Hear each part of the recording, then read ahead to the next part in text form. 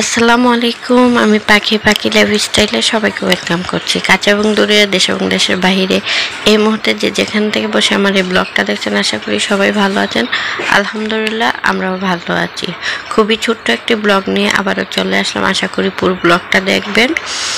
আর যদি ভালো লাগে অবশ্যই একটি লাইক দিয়ে সাবস্ক্রাইব করে আমার এই ছোট্ট চ্যানেলের পাশেই থেকে যাবেন। আর যারা অলরেডি কাজটি করে নিয়েছেন তাদের জানাই অসংখ্য ধন্যবাদ। আর হ্যাঁ, অবশ্যই কমেন্ট করতে ভুলবেন না।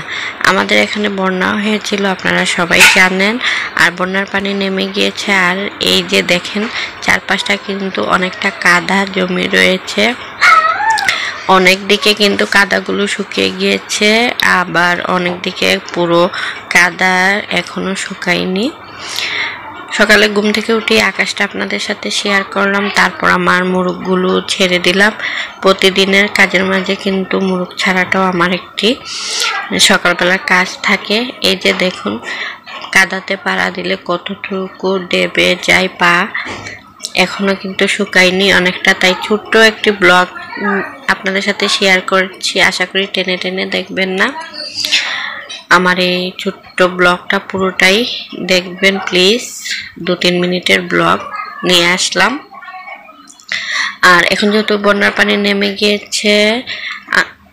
গিয়েছে তাই কিন্তু আমাদের এখানে কিন্তু অনেকেই পেটের সমস্যা বা জ্বর এটা সেটা লেগেই আছে। বন্যার পানিতে কিন্তু অনেক মানুষ অসুস্থ হয় যখন বন্যার পানিটা নেমে যায় আর কি, তখন।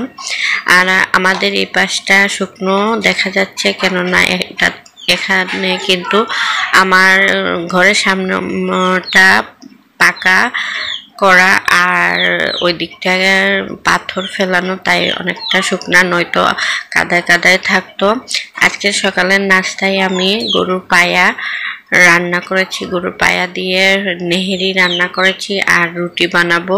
সেজন্য এই যে রাতের বেলায় কিন্তু আমি খামির করে গুল করে ফ্রিজে রেখে দিয়েছিলাম। এখন শুধু রুটিগুলো বেলবো। ছোট বাচ্চা নিয়ে যেহেতু আমাকে কাজ করতে হয়, তাই অনেক সময় কাজ সহজ করার জন্য এই ছোট ছোট টিপসগুলো আমাকে করে নিতে হয়।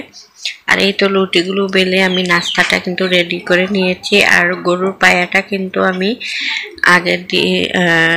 আগের রাত্রেই রান্না করে নিয়েছি, এখন শুধু গরম করে নিয়েছি। গরুর পায়াটা কিন্তু খেতে অসাধারণ হয়েছিল, যেহেতু আমি খাবারের পরে বয়সটা দিচ্ছি। খুবই মজা হয়েছিল। আর আমরা কিন্তু এবার কোরবানি দেইনি, এগুলো আমাদের আত্মীয়দের বাসা থেকে মাংস, তারপর হাড় এগুলোই এসেছে, গরুর হাড় এগুলোই এসেছে। আর এগুলো দিয়েই আমরা আমাদের ঈদটা উদযাপন করেছি। যেহেতু বন্যা ছিল, বন্যার মাঝে কোনো ভিডিওই আমি ঈদের আপলোড করতে পারিনি, শুধু বন্যা ভিডিওটি আপলোড করেছি। আর এই তো এখন সকালের নাস্তায় রুটি দিয়ে নেহেরি দিয়ে নাস্তাটা করে নিচ্ছি। তাহলে এখানে বিদায় নিয়ে নিচ্ছি। আল্লাহ হাফেজ, আসসালামু আলাইকুম।